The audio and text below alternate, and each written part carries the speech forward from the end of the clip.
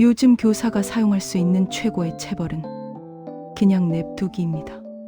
어차피 학교에서 통제 안 되는 아이, 크면 결국 부모한테 그대로 할 테니까요. 현직 교사들 사이에서 자주 나오는 이야기입니다. 교사들은 2년에서 3년 보고 말지만 평생 끼고 살아야 하는 건 부모들입니다. 특히 어머니가 그 타겟이 되겠죠. 세상이 교사의 태업을 권장하고 있습니다. 저는 중학교에서 15년째 근무하고 있는 현직 교사입니다.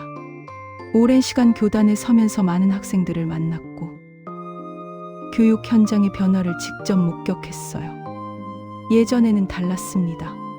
교사가 학생을 훈육할 수 있는 권한이 있었고 학부모들도 선생님의 지도를 신뢰했습니다. 선생님, 우리 애 잘못하면 혼내주세요. 이런 말을 하는 학부모들이 많았어요. 교사와 학부모가 협력해서 아이를 교육했습니다. 하지만 지금은 완전히 다릅니다. 아동학대 처벌법이 생기고 학생인권 조례가 시행되면서 교사가 할 수 있는 게 거의 없어졌습니다. 학생이 수업 시간에 떠들어도, 다른 학생을 괴롭혀도, 교사에게 욕을 해도 제대로 제재할 수 없습니다. 목소리를 높이면 아동학대라고 신고당할 수 있고, 손을 대면 바로 경찰서로 끌려갑니다. 선생님이 저 때렸어요. 선생님이 저한테 소리 질렀어요. 선생님이 저 차별했어요. 학생들도 이제 알고 있습니다. 교사가 자기들을 어떻게 할 수 없다는 걸요. 그리고 학부모들의 태도도 변했습니다. 예전에는 자녀가 잘못하면 부모가 먼저 사과했습니다. 하지만 지금은 오히려 교사를 비난합니다. 우리 애가 왜 잘못한 건가요? 선생님이 우리 애를 제대로 지도 안 하셨네요. 선생님이 우리 애만 미워하시는 거 아니에요. 심지어 녹음기를 들고 와서 상담하는 학부모도 있습니다. 교사의 말 한마디 한마디를 기록해서 나중에 문제 삼으려는 거죠. 이런 상황에서 교사들은 무기력해졌습니다. 아무리 노력해도 소용없다는 걸 알게 됐거든요. 그래서 요즘 교사들 사이에서 나오는 이야기가 있습니다.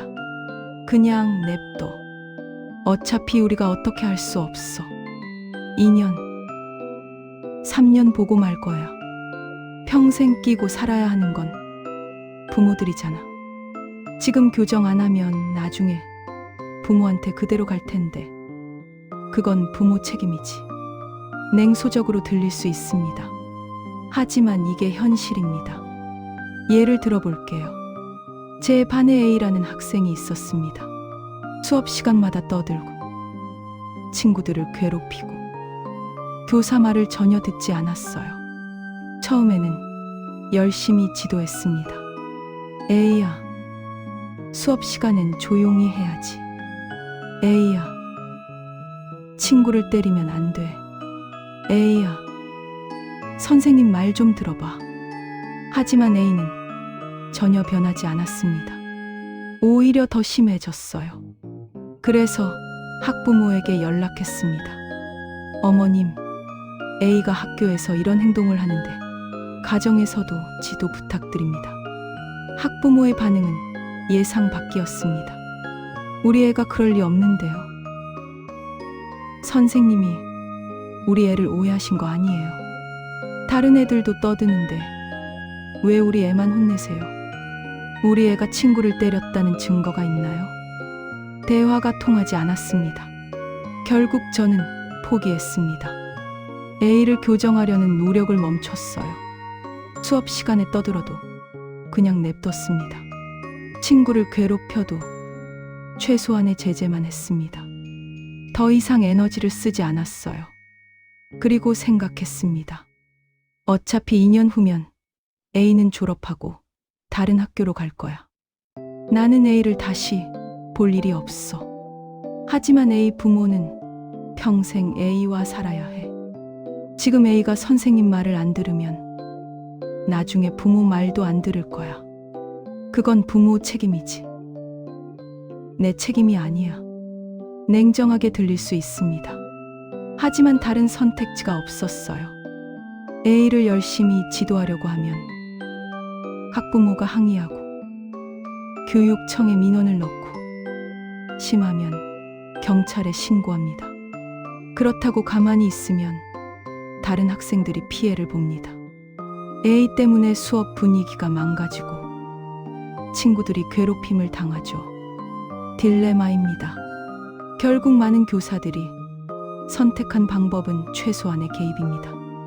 생명에 지장이 있거나 심각한 폭력이 아니면 개입하지 않는다. 학생이 원하면 도와주지만 강제로 교정하려고 하지 않는다. 학부모가 협조하지 않으면 더 이상 노력하지 않는다. 이게 요즘 교사들의 생존 전략입니다. 그리고 교사들끼리 자주 나누는 이야기가 있습니다. 우리는 2년에서 3년 보고 말지만 평생 끼고 살아야 하는 건 부모들이야. 지금 통제 안 되는 애가 크면 부모한테 그대로 할 텐데 그건 부모가 감당할 문제지. 특히 어머니가 타겟이 되겠지. 아버지는 밖에서 일하니까 주로 어머니랑 부딪힐 거야. 실제로 그렇습니다. 학교에서 교사 말을 안 듣는 학생은 집에서도 부모 말을 안 듣습니다.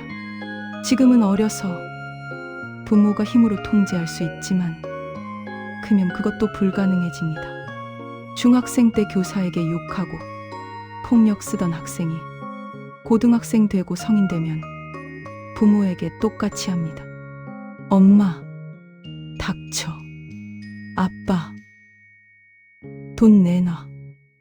나한테 이래라 저래라 하지 마. 부모들이 그때 깨닫습니다. 아, 선생님이 왜 우리 애를 교정하려고 했는지. 하지만 그때는 이미 늦었습니다. 성인이 된 자녀를 교정하는 건 거의 불가능하거든요. 그래서 교사들은 말합니다. 요즘 교사가 사용할 수 있는 최고의 체벌은 그냥 냅두기야. 하나도 교정 안 하고 그냥 헤어지기만 하면 돼. 세상이 교사의 태업을 권장하고 있어. 슬픈 현실입니다. 교사는 학생을 가르치고 싶어 합니다. 올바른 길로 인도하고 싶어 해요. 하지만 시스템이 그걸 막고 있습니다. 학생 인권만 강조하고 교권은 무시합니다. 학부모는 자녀만 감싸고 교사와 협력하지 않습니다. 이런 상황에서 교사가 할 수 있는 건 최소한의 역할만 하는 겁니다. 출석 체크하고 수업하고 시험 보고 성적 매기고 그게 내 역할의 전부야. 생활지도, 인성교육, 그건 부모 몫이야. 나는 더 이상 안 해. 이렇게 되면 누가 피해를 볼까요? 결국 학생들입니다. 학교에서 제대로 된 교육을 받지 못하고 잘못된 행동을 교정받지 못한 채 성인이 됩니다. 그리고 사회에 나가서 문제를 일으킵니다. 직장에서, 인간관계에서, 가정에서. 그때 가서 후회해도 늦습니다. 부모들도 피해를 봅니다. 학교에서 교사가 교정해 줄 수 있었던 문제를 부모가 평생 짊어지고 가야 합니다. 성인이 된 자녀가 부모에게 폭언하고 폭력 쓰고 돈을 뜯어가도 어쩔 수 없습니다. 교사들은 이미 알고 있습니다. 지금 저 학생 나중에 부모한테 큰 문제가 될 거야. 하지만 우리가 뭘 해줄 수 있겠어? 학부모가 협조 안 하는데 그냥 냅둬. 2년 후면 졸업이야. 그 후는 부모 책임이지. 이게 요즘 교사들의 솔직한 마음입니다. 세상이 변했습니다. 교사의 역할이 축소되고 권한이 사라졌습니다. 그 결과 교사들은 최소한의 일만 하게 됐습니다.